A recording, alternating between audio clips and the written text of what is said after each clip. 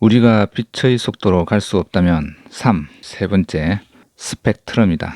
1인칭 나 시점이고 나의 이름은 나오지 않는다. 나는 화자이면서 여성이고 젊은 시절 외계 지성체를 찾아 나섰던 우주비행사 할머니에 대한 이야기를 한다. 할머니는 생물학자였고 화자인 나의 엄마가 어린아이였을 때 우주선 고장으로 실종되었다가 40년이 지나서 구조된 적이 있다. 주인공이 그렇게 구조되었던 할머니에게 들은 이야기를 하게 되는 거다. 할머니에 대한 기억이고 그냥 일기장을 읽는 기분이 든다. 61페이지 내용 일부를 소개한다. 40년 동안 지구에서는 첫 접촉이 있었다. 인류가 처음으로 외계 지성체의 존재를 알아차린 사건이었다. 인근 항성계에서 이상신호를 수신한 탐사선이 대화를 시도했다. 하지만 접촉은 처참한 실패로 끝났다. 그들은 지구인과의 어떤 교류도 원하지 않으며 방해받고 싶지 않다는 의사를 분명하게 표해왔고 허가 없이 자신들의 행성계로 접근한 탐사선을 흔적도 없이 사라지게 만들었다. 지구에서도 위험을 무릅쓰고 더 접촉하려는 시도를 하지 않았다. 그 후로 그들의 행성도 인간의 탐사선에 결코 포착되지 않았다. 인류는 그들의 외양은커녕 목소리조차 알아낼 수 없었다. 우주에 지성 생명체들이 없던 것이 아니라 단지 그들이 지구인들을 원하지 않는 것인지도 몰랐다. 여러 SF 소설에서 하는 가정 중에 하나가 외계인이 지구인을 만나고 싶어 하지 않을지도 모른다는 그런 것이다. 왜? 지구의 전파가 잡힌다면은 뉴스도 있고 영화도 있을 것이다. 예를 들어 액션 영화를 외계인이 보았다면 만나고 싶어질까?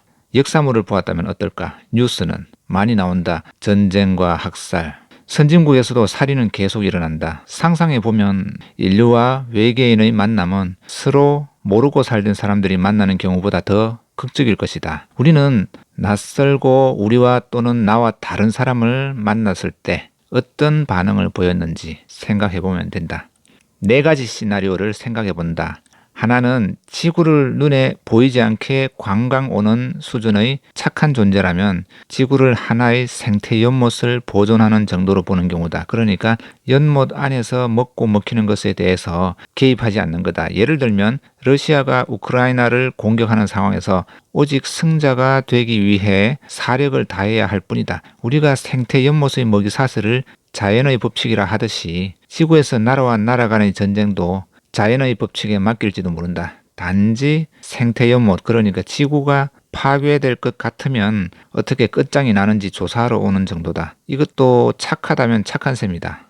2번째, 기술은 우리보다 월등한데 착한 존재가 아니라 윤리의식이 콜럼버스 정도 되거나 어쩌면 또 일부 탐험가들처럼 자기들만의 유일신을 강요하는 경우가 어떨까? 그러면 우린 이미 끝장난 셈이다. 우리가 자연을 왜 파괴하는지 과거 역사 속에서 낯선 문화를 만났을 때 어떤 일부터 일어났던지 확인해보면 된다. 지구에서 자원이나 돈 되는 것들을 파헤칠 것이고 그걸 막으려는 인류를 가만두지 않을 것이다. 우리가 포크레인으로 생태 숲을 파괴하듯이 그러면 우리는 그들에게 집 잃은 도룡뇽 정도가 되는 셈이다.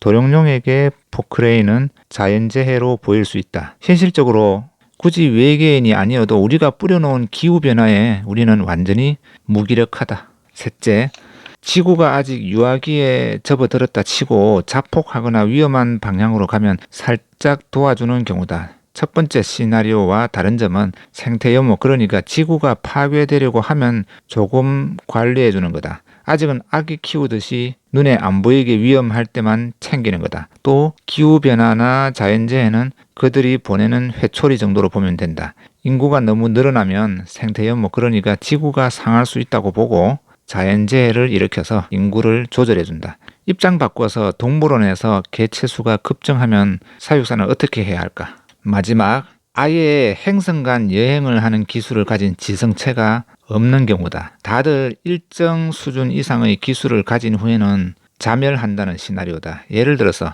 핵무기를 개발한 후에 한 1000년 정도 내에 모두 사라졌다면 서로 만날 길도 애초에 없다. 우주가 무한히 넓고 긴 시간을 가졌다고 볼 때 좀 오래 살아남아야 서로 만날 수가 있다. 그런데 우주에서 1000년은 너무 눈 깜짝할 사이니까 공간이 너무 넓어서 서로 만날 수 없는 것처럼 무한히 시간이 갈라놓을 수가 있다. 시간도 서로가 안 보이게 착시 효과를 줄 수가 있는 거다. 어쨌든 이 작품은 외계인과의 접촉에 대한 것이다. 또 우주 비행사였던 할머니가 구조되었을 때는 지구가 외계 지성체로부터 첫 접촉을 단호하게 거절당한 후다. 할머니 이야기가 전체 줄거리다. 또 할머니에 대한 모험담이 본격적으로 나오면 희진이라는 이름을 사용한다. 동일 인물 할머니가 희진으로 신압으로 호칭이 바뀐다. 그래도 말하는 사람은 손녀인 나이다. 스토리를 숨기면서 이해를 위해 윤곽만 소개하면 이렇다. 대화가 통하지 않는 대상과의 따뜻한 우정, 독특한 수단을 통한 소통, 분리된 개체임에도 의식이 연속되는 것 같은 착각 또는 그런 현상이 할머니 희진의 모험에 들어있다. 나라는 제한된 1인칭의 시선을 통해서 바라보는 희진이라는 할머니의 진실, 그 진실은 약간 가려져 있다. 스토리는 재미있어서 끝까지 읽게 만든다. 감동 포인트를 한번 짚어본다. 이건 질문으로 힌트를 대신한다. 할머니, 다시 말해서 희진은 왜 구조 신호를 늦게 보냈을까? 스토리를 이해하고 이 질문의 답을 찾는다면 작품을 이해했다고 볼 수 있다. 이렇게 세 번째 단편 스펙트럼을 살펴보았다. 다음은 공생가설이다.